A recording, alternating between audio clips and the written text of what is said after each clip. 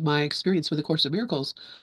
Uh, but yeah, Glorian says, am I going to use this to keep me in hell? Exactly.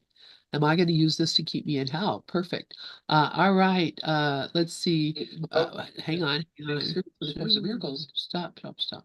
Okay, there we go. All right. Then I see Rafi has his hand up. So does Karen. So does Dove. Dove, did you want to say something real quick here? I'll be glad to do my own opening prayer. Oh, okay. All right. Pray us in. Thank you. Thy will be done. Our will is one. Our will is done. Amen. Amen. Thank I thought you were going to get Amen. something you to so get much. stay warm. All right, Rafi, please go ahead. I also Yeah, getting back to what we were just talking about, one of the biggest obstacles is resistance, and resistance is an automatic knee-jerk reaction, and it incorporates denial, it incorporates disbelief, it incorporates ignorance, it incorporates doubt, and all of those things. Les Levinson used to say, if you could get rid of all your resistance, if you could release all your resistance, you could go free overnight. You'd be your beingness overnight, totally realized. And I looked at it and I keep thinking, and it's not personal. It's an automatic, a mechanical reaction because the brain is just a machine. It repeats the same thoughts over and over again mechanically. It projects the same thoughts over and over again mechanically. It references itself only mechanically, and has nothing to do with the reality of what we are. And yet it dominates. If we let it, it will dominate. And that's what keeps us working harder and harder and harder and harder to get to that self realization. But you look at it, it's still only a feeling, and all feelings come up to leave. And I release resistance all day long. I see it coming up, and after a while, it's not a thing.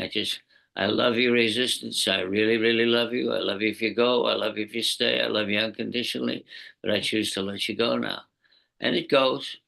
And a little while later, maybe some more will come up and go through the same thing.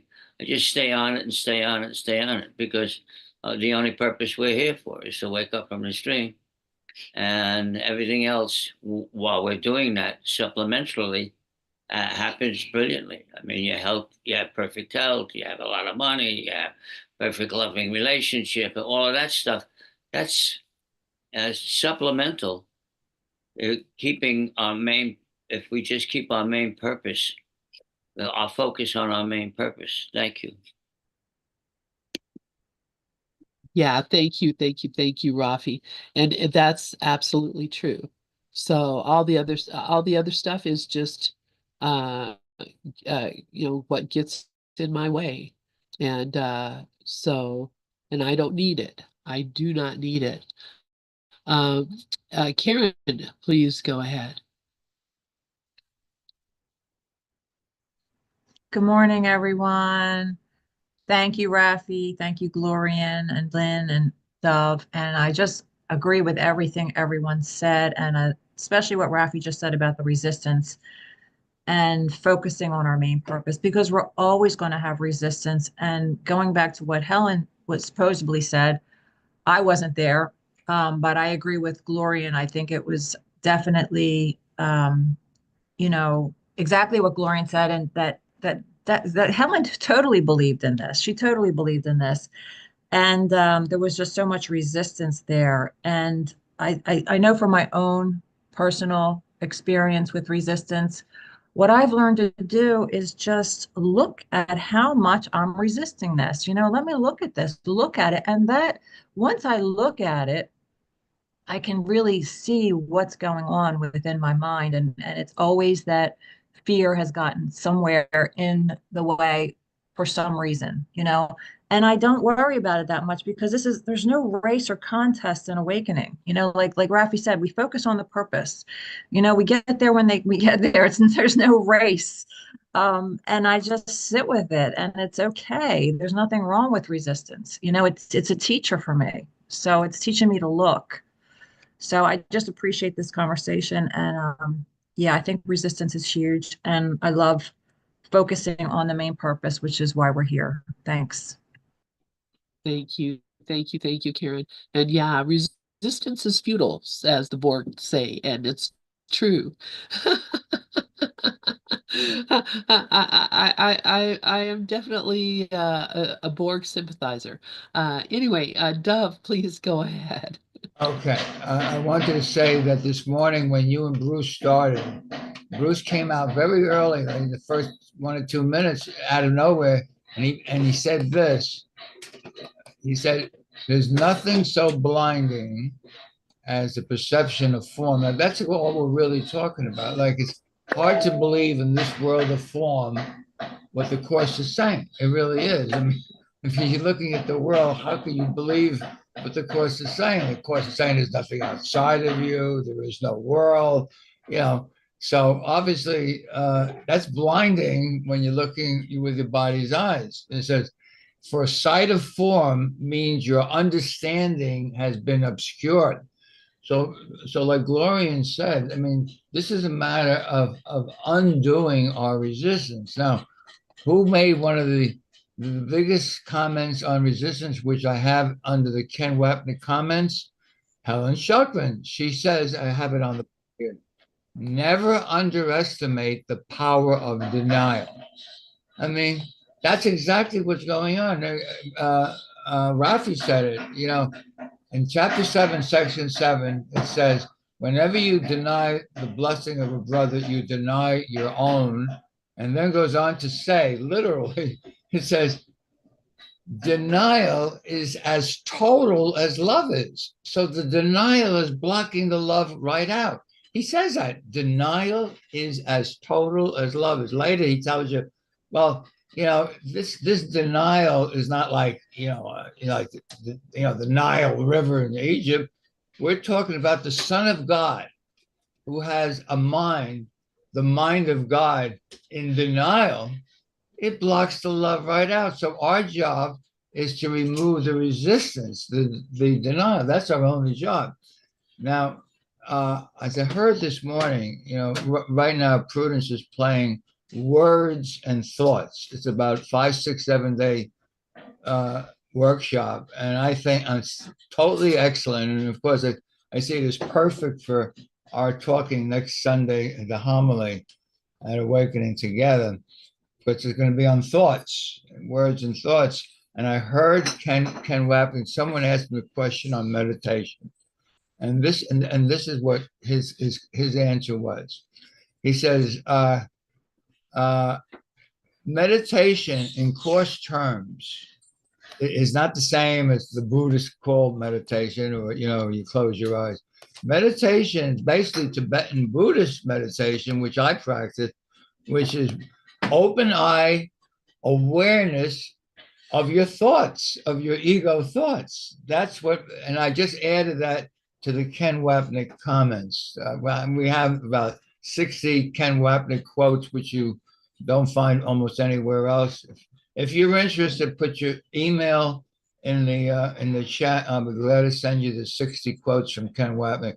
But this one I just added: meditation in coarse terms, it's being a witness to your thoughts. That's all. You got to laugh. Oh yeah, that's perfect and so true. Absolutely, is that that's all we're doing is witnessing our mind, and I love that. Sharon, please go. I just want to, I love this discussion. What I loved, what Rafi said that was so helpful was that the ego gets tougher. Because I had like a pretty shocking, what I would call um, in 21, a shift where the awareness was alive, and it still is. So I'm in the holy instant, but the the ego mind, the lower mind, has never been completely cleared. So what's going on for me in the last couple of months was that it got more feisty. It's getting a lot more vicious. Right now I was diagnosed with histamine intolerance, and I might have mast cell activation where you're always itching. So it seems like the body's turning on the body. So I'm very disciplined because I said, look, you've been in this long enough that you really have to stay clear. And I say as the mantra, I am spirit. So when the mind says, oh, well, has this ever going to go away? Like, oh, I can't believe I got this. I can't eat the foods I used to eat. And what happens though is that the ego is vicious, like it was with me, and I don't see it, I'm as innocent as anybody else making a mistake. And that's why I always say, meet me where I am, because I already know I'm awakening. I wouldn't have a shift if I wasn't. I'm not one of these dreamers that think, well, I'm not going to have an ego at all, because I don't know. I don't think I will ever not have an ego at all, but it is so much better. And what I look at now with this process is progress, not perfection. Because if anything that beats us up the most is our egos. It's the only ego will beat you up. It's an abusive device in our mind. So I just talk to Sharon. I say ideas don't leave their source. You're safe. You never left. You're not the character. And the fact that Rafi had shared that today is so good, because sometimes, at least for me, I forget. And I think the ego comes in and says, look, you're never going to make it. You're failing. So I'm pretty, like, I guess, outspoken about meeting people where they are, because when they are hurting, like when this comes up, we are getting slaughtered by the mind, but we're making progress, because we don't know the difference between our greatest retreats and our greatest advances. And now that the world is changing so much, it's going to bring more stuff up. I think truly that's why they're all crazy right now. At least for us, this is a very, very good classroom. Even watching it and observing, and I couldn't do that before because the ego was going berserk. But now it's calming down, and of course, it's focused on my health now. So what I wanted to share with everybody is that I feel that the more support that we give each one of us, because when you support another, you're supporting yourself. And I've been listening to Ken a lot. And Ken, he just always truly met everybody where they were. And that's the kindness that I believe, gentleness, kindness, and compassion. True compassion is when you're in silence. But you're in this 3D world, you want to be compassionate because you're meeting someone who's equal to you. And I don't think any of us don't have an ego. We all still have the little sucker, and we probably will for quite a while. So I just wanted to share that, and I'm glad to be here. Thanks, Lynn. Yeah, thank you, Sharon. And yeah, as long as we're thinking, in words, as long as we're thinking in terms of whatever, uh, my body, the world, any of those things, of course, those are only the thoughts the ego has. They're not the thoughts that the Holy Spirit has. They're not God's thoughts at all. God doesn't even see this, and Jesus tells us when you get to the point where this becomes your reality, you won't even know that your body will have no feeling at all. You'll go into a place called the real world where none of these things you see are there because they don't exist, and you'll be in a place of reality. So as long as I'm seeing a world, I know that I still can work. Uh, but also, there comes a balance too, because we can become as Jesus was, who walked the world, who experienced the world, who participated in the world, but was still fully connected with spirit, and in a conscious way, not just a theoretical way, a conscious way, connected with spirit. And that's why he didn't even experience himself as a body, didn't experience the world as real, only as a way of communicating uh, to us who appear to be lost in a lost world. Karen, please go ahead. Thank you, Lynn. That was well said. And thank you, Sharon. And just I wanted to comment on what Sharon said, but just to touch quickly on what you just said, Lynn, I agree 100. And, that place that you're talking about is the holy instant from what the Course is teaching us. It's that place where there is no past and there is no future. There's only the eternal now, and the body does not exist at all in that present eternal now. So that's where Jesus was all the time. He was always in his right mind. And the Course tells us that we could be there too. I mean, that we could be in a holy instant as long as we want. It's our own resistance, as Rafi pointed out. It's only the resistance. And Jesus was in this world, not of this world, was the other thing you were talking about, which I love, which is a also moment to moment practice. And what Sharon said, that I don't know if I'll ever not have an ego. To me, everything is a moment to moment practice here. Even what Dove was saying, I'm with Dove with that kind of meditation. That's the way I meditate. It's a moment to moment practice. It's not that I have to sit in a certain position or at a certain time or for a certain amount of time or anything like that. It's being aware of my thoughts all the time and noticing. And that's for me how I recognize that I'm making this choice. I am responsible. I have the power of decision. This is I am the, uh, as I used to tell my daughter when she was little, you are the captain of your ship. You are the captain of the ship. I am the dreamer of the dream. I am the decision making mind, and so this whole course is a moment to moment practice. And what I also love what Sharon says, which I'm 100 in on, all my chips are in, because when we meet people where they are, we're meeting ourselves where we are. We're being compassionate. We're being kind. The kindness is what matters. And what that takes me to is in the course, which is very helpful. In healing as a release from fear, he basically says this is how we meet people where they are. And he talks about the value of the atonement. The value of the atonement. It does not lie in the manner, which is the form, does not lie in the manner in which it is expressed. In fact, if it is used truly, it will inevitably be expressed in whatever way is most helpful to the receiver.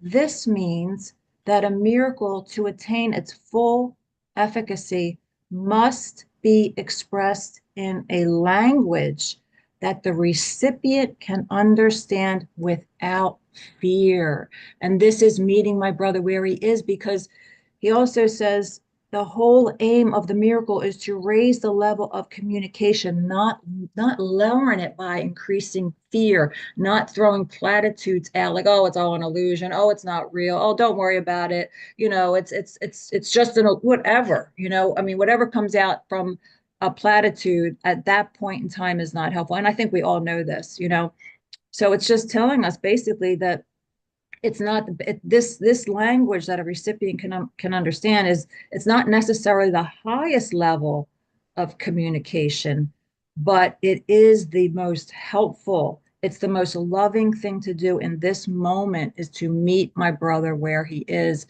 And I find that the most helpful thing in every situation. Thanks.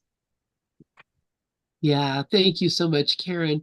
I completely agree with you. And know that when I'm saying I'm meeting my brother where he is, does not mean that I am uh, deprecating either he or myself. I'm not lowering myself in any way, because the truth is, where my brother is right here with me in this now moment. And so, I may be talking to my brother about their sorrow, their loss, their fear, whatever, but the reality of me is talking to the truth of who they are and joining with them in the spirit. That and so the words really have no meaning. The words really have no meaning at all.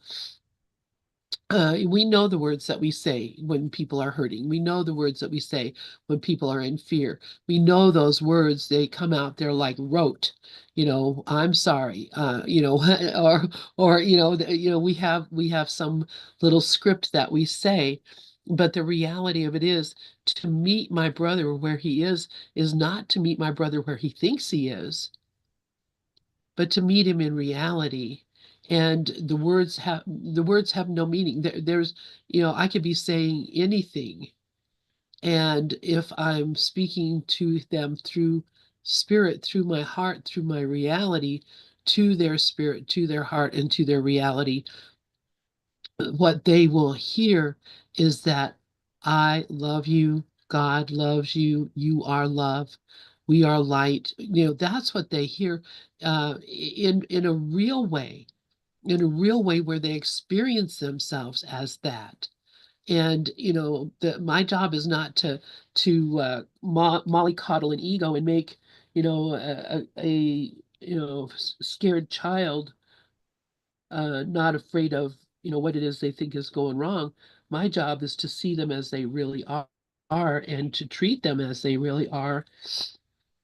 And I don't know if this is making any sense at all, but to me it makes total sense, because what would be the purpose of me going into there?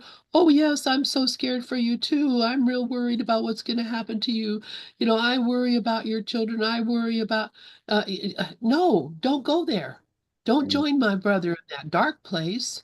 If that's where my brother is, or he thinks he is, my job is not to go there and affirm that to him. My job is to see the light in him and be the light for him. Anyway, Rafi, please go ahead.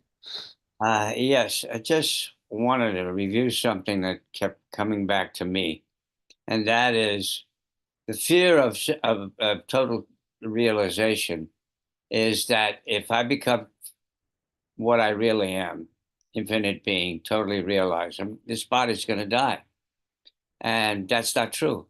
And the evidence is quite Lester Levinson, after he became fully realized, I kept this little puppet body, um, so he could communicate, and he used it as a communication device so he could share the method, share everything, our omniscience with everyone else. Jesus did the same thing. He was crucified on the cross. He died. And 3 days later, he picked up that little puppet body again and brought it out. And for another month, went around using it as a communication device. Everything here is a tool. And this puppet body, that we think is real and it's not. It's just another expression. It's just another image, like any other thought image. But it's here as like everything else is serving us. It's here so we can use it as a communication device, so we can share. So and that keeps coming back to me over and over again. I'm not this little puppet. I'm not this little body. That's just another image. The divine presence that we are radiates through it. So if it radiates through it, it's radiating through everybody, everybody's little puppet figure. And as soon as we communicate on that level, we're getting in touch with the other people on that level. That's what's so great about these Zoom calls. Our consciousness, wherever two or more of us come together in my name, there I will be. Okay, there we go. Two or more of us, our whole consciousness gets raised because we come together, and the love God that is the love in me is in touch with the God that is the love in you. And there our consciousness, that's why these things are so important. So thank you. Thank you so much, Rafi. And exactly it. It is that, seeing the God in ourselves and each other, and understanding our wholeness, knowing our wholeness. Glorian, please go ahead. Yeah, I love what everyone's sharing here today. And a few thoughts were coming to me. So hope I can articulate it. So let me just try to shift so it just my ego doesn't come through. But basically, there is no right and wrong, and this is an individualized curriculum. So regarding meditation and regarding meeting someone where they are, we recognize that there's different forms of meditation. And in the course where he's talking about every 5 minutes, look at this, that's contemplative meditation. So where Ken is saying witness to our thoughts means that we're witnessing them, we're not judging them. We're recognizing what we see, we're being willing to relinquish our judgment on it, the meaning that we give to it, and allow it to be reinterpreted for us. We can only allow it to be reinterpreted for us if we're aligned with the higher mind. So, like, we can't really think our way out of this stuff. It has to be the Holy Spirit that does the purification. Also, we were talking about meeting someone where they are. And again, it comes down to following our guidance because it really doesn't matter what we're doing out here. What matters is we're making that shift in our mind and accepting the atonement for ourselves. But if we're listening, what's the loving thing to do here? We meet someone where they are because that's meeting the call for love with love. So it's not that we're making the error real and joining in the suffering, but we're listening and we're recognizing the person is screaming for love. So to just, cut that off me and use one of these principles or something is, to me, would not be the loving thing to do. So I think it always comes down to this is an individualized curriculum. We can never judge anyone else's unfoldment. And just we're here to be extensions of the love of God. We can only be extensions of the love of God if we are in that Christ mind. So if we're evaluating, and saying, well, I'm going to do this because that's in the evaluative mind. But if we're listening and allowing the flow to come through, where should I go? What should I say? And to whom? And just allowing that Christ consciousness to work through us, we are always doing the loving thing, and we don't have to judge whether it's right or wrong. Thanks. Thank you, Gloria. And yeah, well-made points. And I agree with you, obviously. Uh, Karen, please go ahead. That was so well said. I just want to say that I agree with you so 100 on that. And that is it. That is everything. Everything that Gloria just said is all of it. And I'm not gonna bring politics in. I just want to say that I did use that practice, seeing love or I call her love on Donald Trump. I did. I don't want to bring politics in, but I did use it. And I saw so clearly, and I was talking to my sister and my brother about this. I saw so clearly that this guy just wants everybody to love him. He just wants everybody to love him. And his only way, and I'm not a psychiatrist, I'm just seeing what came to me through guidance in my right mind. I'm in my right mind looking at this. I saw someone who didn't know any other way than to retaliate with revenge.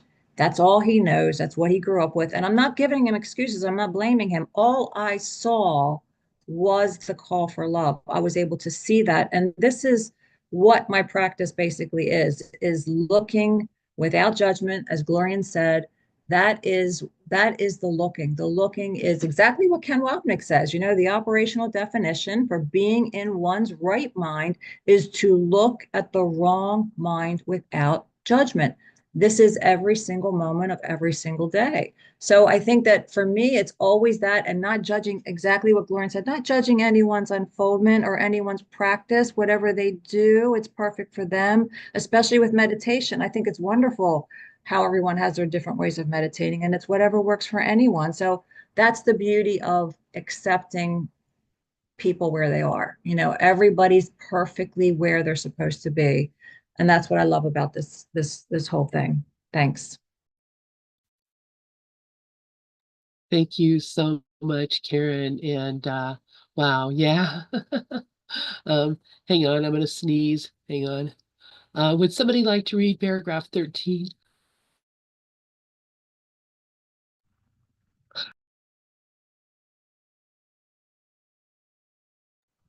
Sorry, I'm sneezy. It's yeah. I'll take it. Thank you, Rafi. I will substitute for your ego if you wish, but never for your spirit. Well, how? That's not even possible. A father can safely leave a child with an elder brother who has shown himself responsible, but this involves no confusion about the child's origin. Oh, what a great sentence. The brother can protect the child's body and his ego, but he does not confuse himself with the father because he does this. I can be entrusted with your body and your ego only because this enables you not to be concerned with them and lets me teach you their unimportance. I could not understand to believe, I could not understand their importance to you if I had not once been tempted to believe in them myself. Let us undertake to learn this lesson together so we can be free of them together. I need devoted teachers who share my aim of healing the mind. Spirit is far beyond the need of your protection or mine. Remember this. In this world, you need not have tribulation because I have overcome the world. That is why you should be of good cheer. Hello. And it's one of the things about it, the value of a guru.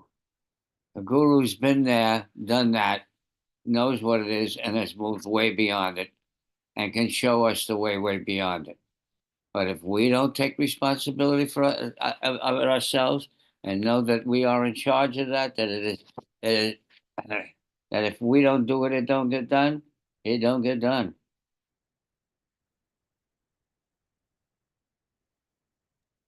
Thank you so much, Rafi. And yeah, it's up to me. But it's so simple to understand. It's to me, it's just amazing to this particular paragraph just amazes me because it really is Jesus telling me, you don't need to do anything. I need do nothing except not to interfere. He's going to do it all for us. And I'm taking an allergy pill, by the way. Sorry about that. Uh, so yeah, he understands it. What's going on here with us, and he's already been through all of this. So he can help us out with a lot of stuff. And he says, um, he still said he's saying, I can be entrusted with your body and your ego only because this enables you not to be concerned with them and lets me teach you their unimportance. That means I don't have to worry about anything in my life. It doesn't matter what it is. He says that in the Bible. Do you wonder, where shall I go? What shall I do? What shall I eat and drink? Where shall I sleep? You don't need to worry about any of those things because your Father who careth for you has already taken care of all that. Being that, this is really a dream and a story that we made up, and it really is not happening and has never happened, but we believe that it has. So he's telling me, you don't have to worry about any of this. I already took care of it for you. So, and if I hadn't have already believed that myself, I wouldn't be able to tell you, yeah, you don't have to believe it. So let's be free of these ideas that the world has an effect, that I have needs, that there's something to be fearful about. Let's get over all of that because it absolutely is not true about me or anything else. And so, in order to get rid of that, you just have to let me take care of it for you. And because I'm so concerned about you doing the work that you're here to do, I'm going to bear your burdens. I'm going to take on your burden. And you can let go of it and let me be in charge. And that, and that's so hard because, I have this idea that I have to do something, but I don't. There's nothing that I need to do. So spirit is far beyond the need of your protection or mine. That's a huge sentence. Spirit is far beyond the need of your protection or mine. That, that means what I truly am does not need my help, my interference, my protection, my nothing. And remember this, in this world, you need not have tribulation because I have overcome the world. That is why you should be of good cheer. Why should I be of good cheer? Because there's nothing to worry about. I'm Alfred E. Newman here. What, me worry? There's nothing for me to worry about. Yeah, Rafi, go ahead. And then Uh, Karen. Echoing that, to just show you how much help is available all the time. Lester said it, Robert Adams said it, one of the other masters said it, I forget which one it is now. They all said, look, surrender everything to our divine presence, to God, to our infinite beingness. And if you can't do that, if you think you can't do that, then give it to me. I'll take care of it for you. Just surrender it all. Just give it all to me. Dump all your thoughts, your feelings, all these ego concepts of separate, lack, limitation, attachments, and aversions, and resistance, and blah, blah, blah. Give it all to me. I'll take it. I mean, because they know that they are one with the divine. So if in our ego thinking, well, I don't know how to surrender it all to a divine, infinite, omnipresence, okay, Lester, take it, or Robert, take it. You got it. Thank you. And put on a happy face. Do-do-do, do-do-do, do-do-do. Merrily down the stream, life is but a dream. Thank you, Rafi. I love that. And good morning, Dee. How are you doing this morning, honey? It's good to see you. Oh, hi. Hello. Good to see you, sweetheart. Karen, please go ahead. I just love what you shared, Lynn, and what Rafi shared. And this paragraph amazes me too. It really does. And what comes to me too is what you shared the other night, Lynn, about I need do nothing but not interfere, which means not enter fear. Not enter fear. I loved when you said that, stuck with me when you said that. And I love where he says here at the very end, I need devoted teachers who share my aim of healing the mind. Spirit is far beyond the need of your protection or mine. Remember this, in this world, you need not have tribulation because I have overcome the world. That is why you should be of good cheer. And what comes to my mind is that I have overcome the ego thought system. And so can you. Like if you want to be like me, I will help you knowing that we are alike. And if you want to be different, I will wait until you change your mind. I have overcome the ego thought system, and so can you. We are the same. And I love that. And he also reminds us in the very beginning of this section in the introduction that the only message of the crucifixion is that you can overcome the cross. He tells us that exact thing. He says, you can overcome the cross. Until then, you are free to crucify yourself as long as you like. You want to keep going back? You want to keep getting beat up? As my father said to me one time when I kept going back to a boyfriend who wasn't good for me, he kept saying, go ahead. You want to keep going back? He said, evidently you haven't been hurt bad enough. You want to keep getting, in this situation, go for it. But he was right. My dad was right. That was the best advice he could give me. I didn't need to do that anymore. I chose to take responsibility, which is what he's telling us here, and be of good cheer. If I can do it, you can do it. So it's healing the mind of these ego thoughts that are not the truth. They are just not true. And I'm so grateful to hear that and hear it over and over in different ways. It's just so helpful. Thank you. Yeah, thank you, thank you, thank you, Karen. And thank you for reminding me of that. I mean, that is true. Extend not to interfere is the whole thing. You know, not to get involved in the world, not to get involved in the body, not to get involved in the story. Just stay out of fear. And you know, if I don't enter, I won't get trapped. It's hilarious. I love it. Dove, please go ahead. You are muted. Okay. Yeah, hold on. So you said about 10, 15 minutes ago, don't say, oh, poor you or something like that. That's the way that we interfere. There's a line from Ken Wapnick a long time ago, which is one of his quotes that I have, my 60 quotes, that says, whenever you say anything about concern for another, you're actually cursing them, because concern is fear. I have, oh, poor you. I have concern that I hope things get better. That's cursing the Son of God. Better than, there's the ego looking at the ego. That's all it is. And I did put up that if to be of good cheer is also code for you got to laugh. Be of good cheer. You gotta smile and laugh and not be concerned, not take things seriously. So again, I mentioned if you want to get the Ken Wapnick quotes, my email is on the chat, acimgather7@gmail.com. Thank you.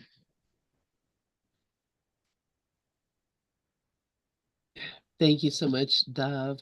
And let's see, Karen has her hand up. Go ahead, Karen. Yeah, Dove, I love that. What you said about Ken. Ken said that concern is a curse, and what you just said, that concern is not taking things seriously, and concern is also trusting. Because the lesson 26 talks about concern. And it's my attack thoughts are attacking my invulnerability. And every time I think about concern, I go to this lesson because he tells us in this lesson, the practice in this lesson is to say, I am concerned about blank. And then you fill in the blank. I am concerned about, and then go over every possible outcome that has occurred to you in the connection and which has caused you concern, referring to each one quite specifically, saying, I am afraid blank will happen. So it's really giving us a way to look at what these concerns are. And if you are doing the exercises properly, you should have some, 5 or 6 distressing possibilities. And he tells us just stick with a couple if you can. And then after you have named each outcome, say that thought is an attack upon myself. So that concern, as you said, is a curse. It's an attack thought attacking my invulnerability because I'm thinking that there's something that can actually hurt me. I'm believing that, or someone else. I'm concerned and I'm not trusting that what's happening is happening perfectly for the opportunity for forgiveness, the opportunity to learn, the opportunity to change my mind. I mean, there's so much that's involved in that, And it's not to say, of course, if someone's being abused or, really in a bad situation, not to go there with that. You don't have to use the word concern, but with the most loving thing to do is to try to be truly helpful and see what you can do to help. But the concern is really a different animal here. And I get what Dove is saying, and this lesson really spells it out if anybody's interested. Thanks. Thank you so much, Karen. And yeah, wow.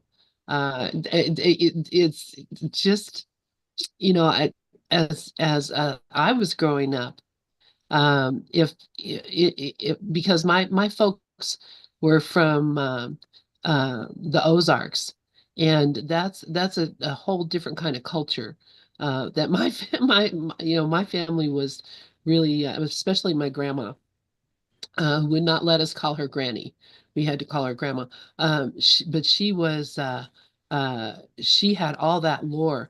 So if you said to someone, "Oh, you're looking a little pale today," to her, that was cursing them. to say to someone, like, Sandy, my partner, says a lot of times about, this house is falling apart. I'm like, stop cursing the house. You know, Exactly. it is really is Really. a way of wishing ill. That's so funny. Anyway, Rafi, please go ahead. Yeah, I just, the example that Jesus set is is beyond comprehension. He said, "Look, I'm going to make them, I'm going to have them make me carry a cross through town. Then I'm going to have them whip me and whip me and whip me mercilessly. Then I'm going to have them nail me to a cross, put thorns on my head, stick a spear in my side, and then I'm going to show you that none of that happened to me. It couldn't happen to the real me. It happened to a puppet image, and that nothing can hurt you because you are infinite. I am infinite. I mean, you give me about Lester Levinson had two massive heart attacks, ulcers, jaundice, and a bunch of other diseases. And he just sat down and said, "Is this it?" And he just started to inquire, "What am I? What is the universe for? What am I here for? What am I happy? I'm happy when I'm all up." And less than 3 months later, he went through all of that. So all of that stuff that was going on with that puppet body image, all of a sudden, all cleared up because he didn't dwell on that. He dwelt on what the truth was. And that's what Jesus was saying. So when you look at somebody, and it's exactly what you said. If you said, "Oh, poor them," you're condemning them. You're saying they're not infinite. You're saying they are that little puppet image, body image. And none of that's true. So it validates everything everybody else said. And it's been taught to us over and over and over again. And I get it. I get it. Uh, and one of the things I said to myself just the other day, it says, "I am infinite." Yeah, I admit it. And as soon as I said, "Yeah, I admit it," my ego mind went berserk and then got real quiet because it didn't know how to deal with that. Wow. Yeah. Yeah. It doesn't know how to deal with it. I love that. Karen, please go ahead. Thank you so much, Rafi, for what you just shared. I can totally relate to what Lester was saying about that because this is what this whole course is teaching us. It's teaching us that no matter what you're going through here physically, what you're experiencing mentally, physically, emotionally, you have the power of decision is your one remaining freedom here as a prisoner of this world. You can go always to, I choose to call the Holy Spirit, my right mind, and I can choose again. I can see this differently because the other thing I wanted to point out about what you shared from my experiences, I have a lot of physical issues going on right now. And when I can be at peace no matter what's happening, I'm healed. Doesn't matter what my body's going through because I'm not this body. So my point is, it doesn't mean always that the symptoms will go away. That's not always that, and that's not even the goal. The goal for me is to heal the mind. So I get what you're saying. I love that his symptoms disappeared, and I think it's very it's very possible, and that does happen. But I think that for me, the main thing is to heal the mind. And once the mind is healed, if the body heals, beautiful. If the body doesn't heal, beautiful. I'm at peace, and that's all that matters. And that just takes me back to what we're learning here is that the body is nothing. So it really doesn't matter because it can never hurt the truth of who we are. It's the mind. It's the mind that's sick. So I just wanted to share that because I can totally relate to what Lester said. And it's 100% of what I'm learning here. And it's very helpful. Thank you. Thank you, Karen. And wow, yeah. I can't agree more with with what everyone is saying. We don't really have too much time left, but we're going to start the next section, which is the ego and false autonomy, which is going to be really a lot of the not answers to the things that we're questioning, but really work with what we're experiencing here.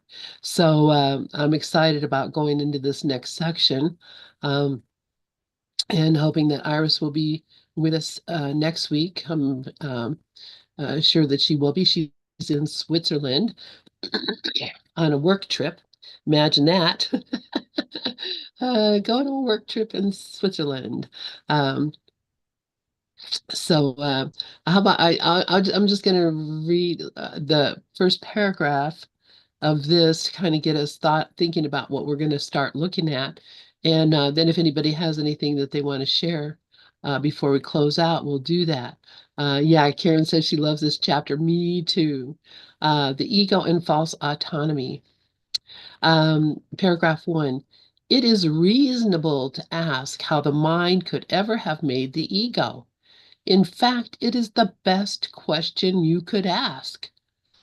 There is, however, no point in giving an answer in terms of the past, because the past does not matter, and history would not exist if the same errors were not being repeated in the present.